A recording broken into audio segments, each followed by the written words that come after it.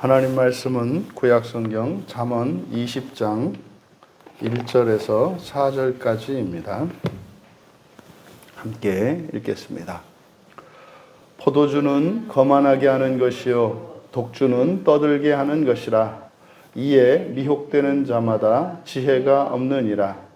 왕의 진노는 사자의 부르짖음 같으니 그를 노하게 하는 것은 자기의 생명을 해하는 것이니라. 다툼을 멀리하는 것이 사람에게 영광이거늘 미련한 자마다 다툼을 일으키느니라. 게으른 자는 가을에 밭 갈지 아니하나니 그러므로 거둘 때에는 구걸할지라도 얻지 못하리라. 아멘. 지혜가 없어 행하는 일이라는 제목으로 말씀의 은혜를 나누고자 합니다. 사람에게 지혜가 왜 필요한지 이것을 이제 반어적으로 나타내고 있습니다. 지혜가 없으면 어떤 일이 일어나는가? 우리들이 인생을 살아가면서 이러저러한 실수를 하게 되고 또 우리들이 가지고 있는 약점들이나 이런 죄로 인해서 여러 가지 불편과 어려움을 겪게 됩니다. 그것이 한마디로 말하면 지혜의 문제다라고 이야기를 하는 겁니다. 그래서 지혜가 없으면 우리들이 행하는 일들이 무엇인지를 이제 네 가지로 제시하고 있습니다. 첫 번째 1절에서 포도주는 거만하게 하는 것이요 독주는 떠들게 하는 것이라. 이에 미혹되는 자마다 지혜가 없다. 그래서 첫 번째로 지혜가 없어서 행하는 일이 술로 실수하는 거다 이렇게 이야기를 합니다. 그래서 여기서 이제 정확하게 번역을 하면 포도주는 거만하게 하는 것이요 그리고 독주는 떠들게 한다 이렇게 되어 있습니다. 근데 여기서 그대로 직역하면 포도주는 경멸하고 그래서 이제 의인화시킨 겁니다. 포도주나 독주를 의인화시켜서 포도주는 경멸하고 사람들을 깔보고 무시하고 가볍게 본다는 거예요. 그 다음에 모욕하고 그리고 독주는 떠들게 한다 이렇게 번역이 되어 있습니다만은 이게 이제 떠들다라고 하는 하마가 중얼거리고 뭐 이렇게 소란스럽게 이야기하는 것이고 그러겠습니다만은 이것은 이제 어떤 대상에 대해서 하는 것이기 때문에 이것은 이제 고함치는 것입니다. 그래서 독주는 고함치며 그러니까 약한 포도주를 먹으면 이제 뭐 사람들을 그냥 뭐 이렇게 우습게 보고 말이죠. 어려운 사람도 어려워하지 않고 이제 막 친한 척하고 막 이제 이런 걸 말하는 거죠. 그런데 이제 독주에 이제 완전히 술에 취하면은 아주 이거 독한 술이지 않습니까? 그러면 이제는 뭐 그냥 고함을 지르고 이제 자기가 뭐 다른 사람을 경멸하는 정도가 아니라 뭐 이게 천상천하의 유아독전이고 자기 뜻대로 안 되면은 막 뒤집는 거죠. 그래서 지금 포도주와 독주를 이렇게 의인화시켰습니다. 흔히 뭐 우리나라에서 술 가지고 이야기할 때 그러지 않습니까? 이제 술 취한 사람들이 이제 사람이 술을 마시는 게 아니라 술이 사람을 마신다. 그래서 이제 포도주가 그 사람을 마시면은 이제 경멸하게 되고 독주가 그 사람을 마셔버리면은 고함치게 된다는 거죠. 그리고 나서 이제 그것으로 길을 잃는 모든 사람은 여기서 이제 미혹되는 자 이렇게 되어 있습니다만 미혹하다 이게 샤가 길을 잃는 겁니다. 그래서 길을 잃는 모든 사람입니다.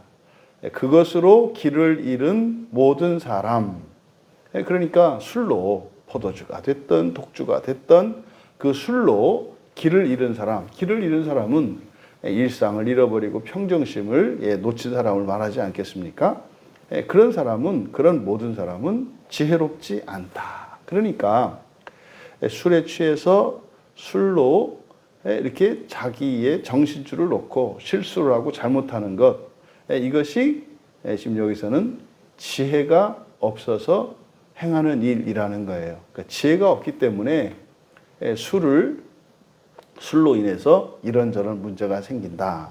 이게 첫 번째고 다음 두 번째로 왕의 진노는 사자의 부르짖음 같으니 그를 노하게 하는 것은 자기의 생명을 해하는 것이다. 지금 우리말 성경대로 하면 왕을 거스르지 말라는 거잖아요. 이렇게 왕의 눈에 나거나 왕의 비위를 거스르는 그것은 지혜가 없는 일이다. 뭐 이런 건데요. 그렇습니까? 왕이 잘못하면은 가만히 있어야 된단 말입니까? 그러면 구약에 있는 그 악한 왕들에 대해서 하나님의 뜻을 전했던 이런 선지자들, 이런 사람들은 지혜가 없는 사람이고 어리석은 사람입니까? 아니잖아요.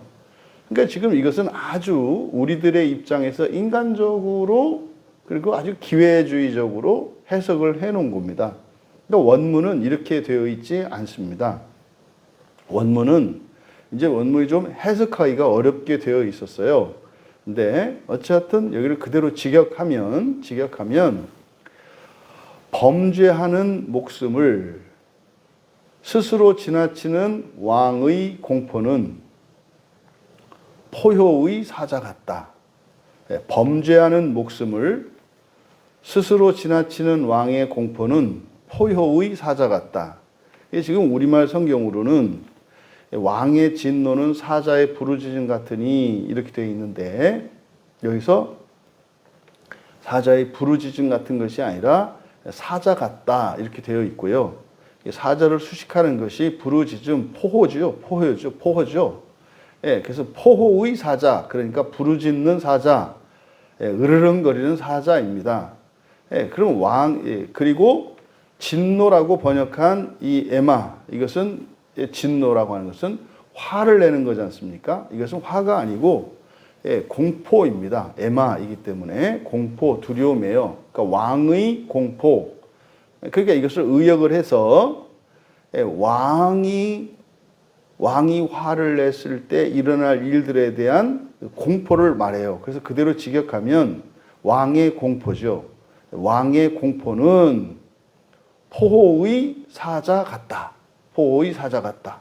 근데 이제 그 뒤에 하반절에 있는 내용, 그를 노하게 하는 것은 자기의 생명을 해하는 것이다. 이거는 이제 아주 심하게 의역을 한 겁니다. 그러니까 뒤에 있는 내용은 바로 왕을 수식하는 분사구문이에요. 왕을 수식합니다. 그러니까 이러이러한 왕이거든요. 여기서 노하게 하다라고 번역한 단어가 아바르입니다. 아바르는 지나가다라는 뜻이에요. 지나가다. 그러면 이게 히트 파일 재기형으로 되어 있어서 스스로 지나가는, 그러니까 스스로 지나치는 왕 이렇게 됩니다.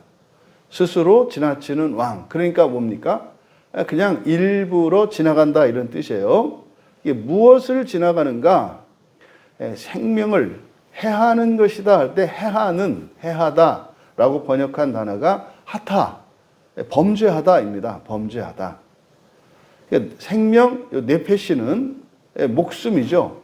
이 네페시는 그 사람을 나타내기도 합니다. 그대로 이제 목숨으로 번역을 하면 해하는 것이니라 할 때 이 해하는이라고 하는 이게 하타니까 범죄하는 이렇게 되는 거예요. 범죄하는 사람이죠. 근데 사람이라고 하지 않고 네페시 목숨이라고 했습니다. 그러니까 범죄하는 목숨을, 그러니까 범죄하는 사람이에요.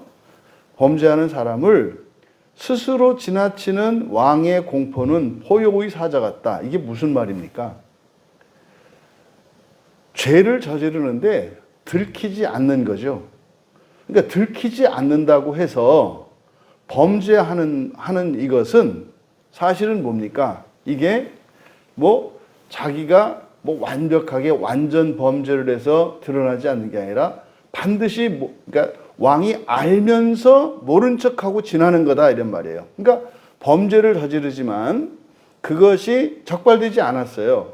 근데 그거는 이렇게 몰라서 적발되지 않은 게 아니라 사실은 이미 왕이 다 알고 있는데 모르는 척하고 있다라는 뜻이에요. 그러니까 지금 2절의 내용은 바로 지혜가 없어서 하는 일, 그러니까 범죄를 저지른 이것을 마치 범죄를 저질러도 괜찮다고 생각하는 것, 그러니까 범죄하는 것, 이것 자체가 지혜가 없어서 저지르는 일이라는 거예요. 그러면 지혜가 있으면은요, 모든 범죄는 다 드러나게 된다는 사실 우리는 알죠. 종말론적으로 모든 범죄는 다 드러납니다. 이 모든 범죄가 드러난다고 할 때 그 사람이 저지른 이런 행위들, 그것을 말하는 게 아니라 그 사람의 존재적인 결함이죠. 그러니까 살면서 그런 죄를 저지르는 사람은 그런 사람인 겁니다. 이게 종말론적으로 하나님 앞에서 다 드러나거든요. 근데 현재의 삶 속에서는요, 잘못이 잘못으로 드러나지 않고 심지어는 잘못도 잘한 것으로 포장되기도 합니다. 그러니까 잘하고 욕먹는 경우가 있고 잘못하고 상 받는 경우가 있어요. 그러니까 이 세상에서는 눈 가리고 아웅이 가능해요. 그러니까 진실이 왜곡될 수도 있어요. 악이 선으로 매도당할 수도 있고 악이 선으로 포장될 수도 있고 선이 악으로 매도당할 수도 있어요. 이 세상은. 그러니까 이 세상에서 그렇다고 해서 거기에 맞춰서 이렇게 살아가는 것은 뭐다? 지혜가 없기 때문에 그렇다 이 말이에요. 지혜가 있는 사람은 누가 보든지 안 보든지 자기가 한 일이 그에 응당한 대가를 받든지 안 받든지 여기서는 범죄로 말하고 있지 않습니까? 그러니까 지혜가 없는 사람은 범죄하는 것이 마치 들키지만 않으면 범죄도 괜찮다는 생각을 한다 이 말이에요. 그래서 두 번째로 지혜가 없어서 행하는 일이 범죄라고 이야기를 하는 겁니다. 또 마찬가지죠. 임시 방편으로 이렇게 죄를 지음으로써 그때 어떤 순간을 모면하고 그것을 어떤 유익을 얻을 것 같지만 결과적으로 플러스 마이너스 하면은 죄의 결과는 마이너스입니다. 어떤 경우도 죄를 저질러서 남는 것은 없어요. 왜? 범죄라는 이 죄를 저지른다는 것 자체가 뭡니까? 마이너스에서 더 마이너스로 가는 것을 범죄한다 말한다 말이죠. 세 번째로 다툼을 멀리하는 것이 사람에게 영광이거늘 미련한 자마다 다툼을 일으키느니라. 여기서 다툼, 리브, 논쟁입니다. 논쟁을 멀리하는 것 할 때 이 멀리하다 쉐베트니까 중단하고 중지하는 겁니다. 그래서 이제 멀리한다라고 하는 거죠. 하지 않은 거니까. 그러니까 멀리하는 것. 그 다음에 여기 사람은 이쉬입니다. 그러니까 이쉬는 거듭난 사람이에요. 그렇죠? 오늘날 우리들로 할 때 의역한다면 신자라 그랬어요. 신자. 그러면 앞에를 그대로 적용하면 여기다 지금 다툼을 멀리하는 것 이렇게 되어 있습니다만은 여기에 다툼 리브에 뭐뭐로부터라고 하는 전치사가 붙어 있어요. 그래서 논쟁으로부터 이렇게 된 겁니다. 논쟁으로부터 멀리하는 것 슈베트죠. 가만히 있는 것이에요. 논쟁으로부터 가만히 있는 것이 이게 주어거든요. 논쟁으로부터 가만히 있는 것이 신자에게는 영광이나 이쉬에게죠. 신자에게는 영광이나 모든 어리석은 자는 맨 뒤에 다툼을 일으키다. 이것은 이제 번역이 잘못됐습니다. 이거는 갈라거든요. 갈라는 드러내다, 벗기다라는 뜻이죠. 드러내는 거예요. 드러내다. 그러니까 여기서는 모든 어리석은 자는 이것도 재기용으로 돼 있어서 자신을 드러내는 거예요. 그러니까 이렇게 사람들이 모여 있는 자리에서 이제 논쟁이 막 일어난 거예요. 그때 신자들은 가만히 있는 것이 영광이라는 것을 안다는 뜻이고 어리석은 자들은 그 논쟁에 뛰어든다는 이야기예요. 그런데 그 논쟁에 뛰어든다고 하는 이것을 이게 갈라라고 했는데 이것을 다툼을 일으킨다라고 번역을 한 거다. 다시 한번 불러드리면 논쟁으로부터 가만 있는 것이 신자에게는 영광이나 모든 어리석은 자는 자신을 드러낸다. 그러니까 세 번째로 지혜가 없어서 행하는 일은 이런 논쟁 중에 자신을 드러내려고 하는 겁니다. 그러니까 때를 가리지 않고 자신을 드러내는 것, 이것이 무엇으로 인한 것이다? 지혜가 없기 때문에 행하는 일이다. 다음 네 번째로 4절에 게으른 자는 가을에 밭 갈지 아니하나니 그러므로 거둘 때에는 구걸할지라도 얻지 못하리라. 여기도 번역이 좀 애매하게 되어 있습니다. 여기서 가을로 번역한 호레프, 이거 수확기거든요. 수확기. 수확을 하는 계절이거든요. 여러분, 그때 밭을 가나요? 아니죠. 이게 봄에, 우리로 보았을 때 봄에 밭을 갈고 가을에 수확을 하는 거잖아요. 그러니까 지금 우리말 번역대로 하면 게으른 자는 가을에 밭 갈지 아니하나니. 당연하죠. 그 게으른 게 아니라 정상적인 사람은 가을에 밭 갈지 않죠. 그러니까 이제 번역을 이상하게 한 겁니다. 그러니까 여기는 이제 게으른 자는 늦춰서 하는 것이 게으른 거라 그랬잖아요.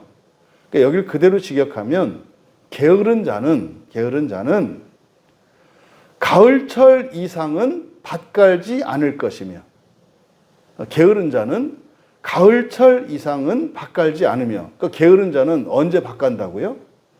가을에 밭을 간다 이 말이에요. 그러니까 봄에 밭을 갈아서 씨를 뿌리고 가을에 추수를 해야 되는데 밭 가는 일을 언제 한다? 아니, 씨를 뿌려서 열매를 거두어야 될 때까지 늦춰서 밭을 간다 이 말이에요. 근데 이 게으른 자는요, 죽어도 씨를 뿌려야 할 때는 밭을 안 갈고 그냥 기다렸다가 다른 사람들이 막 추수하는 것을 보고 어떻게 한다는 거예요? 아이쿠, 저거 이렇게 씨를 뿌리면 저렇게 얻네. 그래서 그때서 밭 간다 이 말이에요. 여기 게으른 자예요. 그러니까 지금 우리말 번역은 아주 잘못됐죠. 그래서 게으른 자는 가을철 이상은 밭 갈지 않을 것이며, 그러니까 때 늦어서 한다 이 말이에요. 버스 지난 뒤에 손든다 이 말이에요.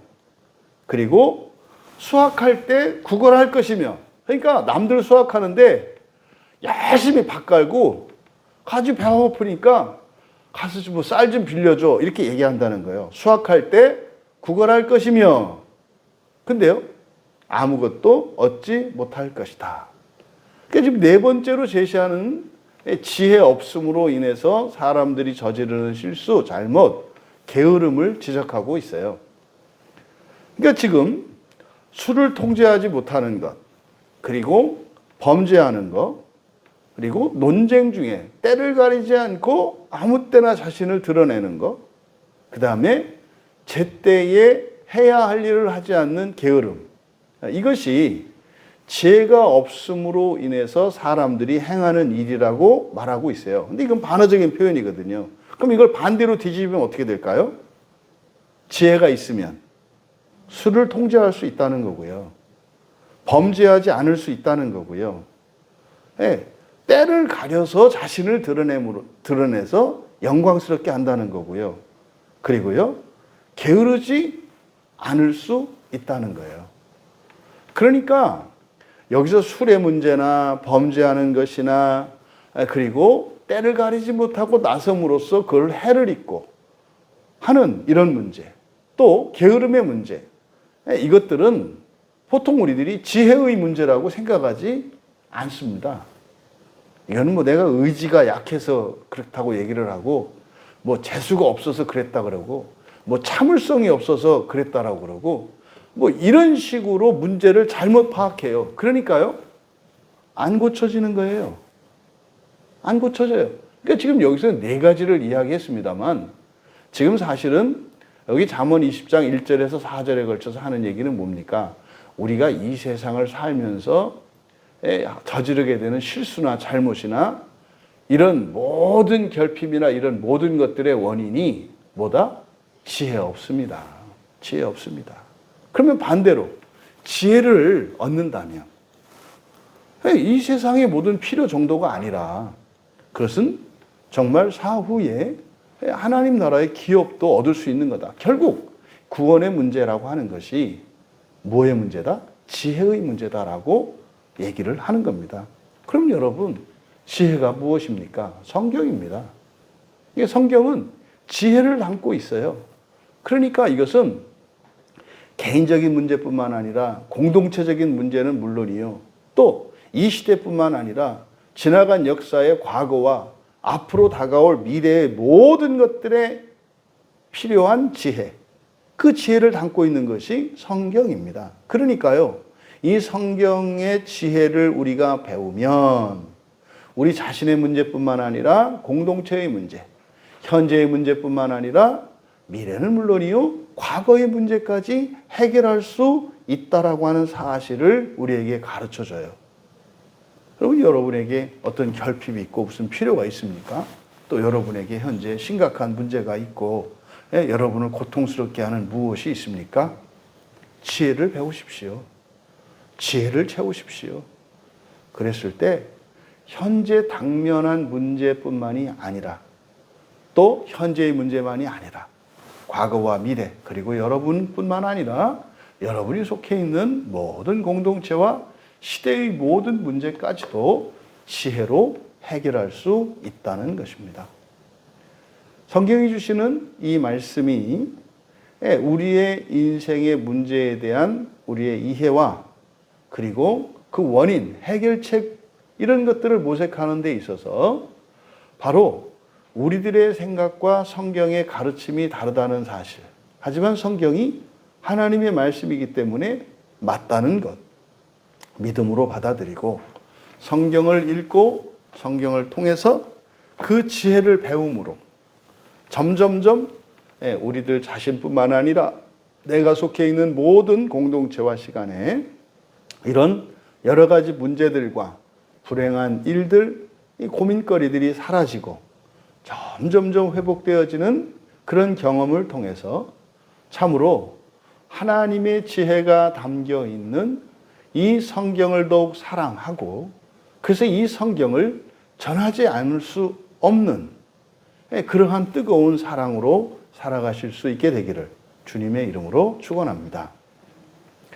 존귀하신 하나님, 인생에 일어나는 모든 문제가 또 인류의 역사 속에 있었던 모든 문제들과 또한 영광이 지혜의 문제인 것을 오늘 말씀을 통해 깨닫게 됩니다. 하나님 모든 문제를 해결할 뿐만 아니라 존귀하고 부요하며 영광스럽게 할 수 있는 이 성경을 저희들에게 주셨건만 성경에서 지혜를 얻기보다 저희들의 생각대로 저희들이 원하는 방식으로 문제를 해결하려고 하는 어리석음을 범함으로써 스스로 화를 자초하며 멸망의 길을 걷고 있는 이런 인생을 중단하게 하시고 성경을 통해 저희들에게 공급하시는 지혜로 저희들 자신뿐만 아니라 온 세상을 구원하는 복된 주의 자녀들 다 되게 하옵소서. 감사하며 예수님의 이름으로 기도하옵니다.